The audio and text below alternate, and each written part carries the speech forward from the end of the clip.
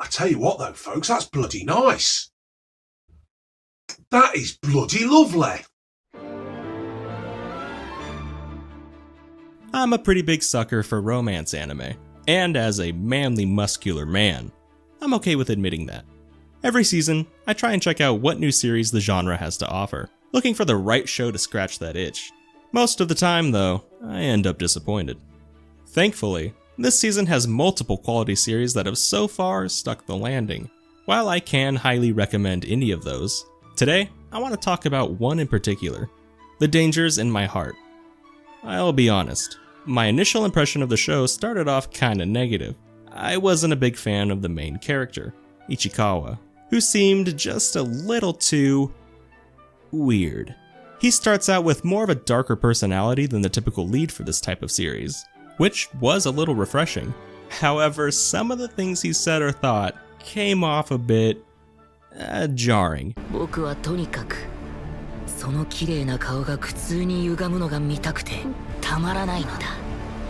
Wait, what did he say again?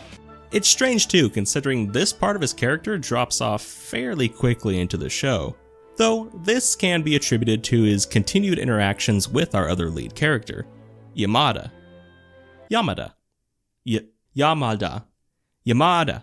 Hey, Yamada! Why can't I say this fucking name? Whose personality ends up being the complete opposite of his. While Ichikawa's characterization is a bit unique, Yamada falls more in line with established tropes, her being the ditzy popular girl of the class. Though her antics were mostly comedic and she was much more likable, there really wasn't much else to her. The Dangers in My Heart's beginning episodes don't do much to impress, with either the characters being too strange to root for, or too generic to care about. Thankfully, this eventually changes. I can happily say that despite its start, the series has now ended up becoming one of the best romance anime I've seen in quite some time. Something I never would have expected to say going into it. Alone, Ichikawa and Yamada are mostly forgettable, but them together and their dynamic is what makes the series stand out.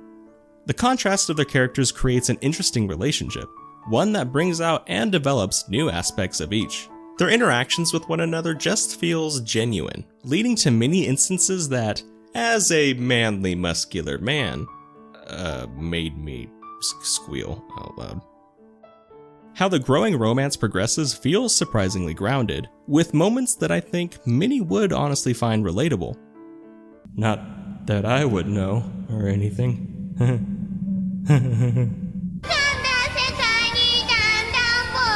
The episodic nature of the early episodes felt like a negative at first, making it seem as if there wasn't any kind of actual progression occurring.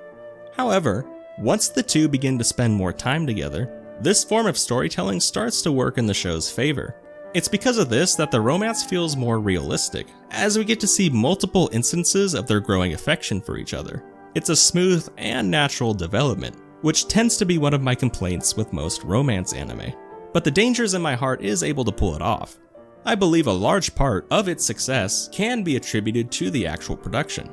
The way certain scenes are crafted leads to more of an impact, and really helps sell you on the relationship. The underlying music adds to the atmosphere, and builds up the emotions quite well. There's gonna be at least one or two moments here that'll make your heart skip a beat, even for a manly muscular man such as myself. It's an extremely solid production and an overall excellent adaptation, since it's done nothing but elevate the source material and improve upon it. The Dangers in My Heart succeeds where other series fail. Despite what I still believe to be a fairly generic beginning, the series has truly managed to become an excellent romance. There's a realism to it that helps get you attached to the characters. You're actively rooting for them to get together, which makes any new development between the two something worth cheering for. There are still many other great romance anime out there, this season even, but The Dangers in My Heart is at least able to stand out a bit. While by no means the best the genre has to offer, it's nonetheless one well worth checking out. Oh wait, I forgot it doesn't have any Yuri. Yeah, never mind, just skip it.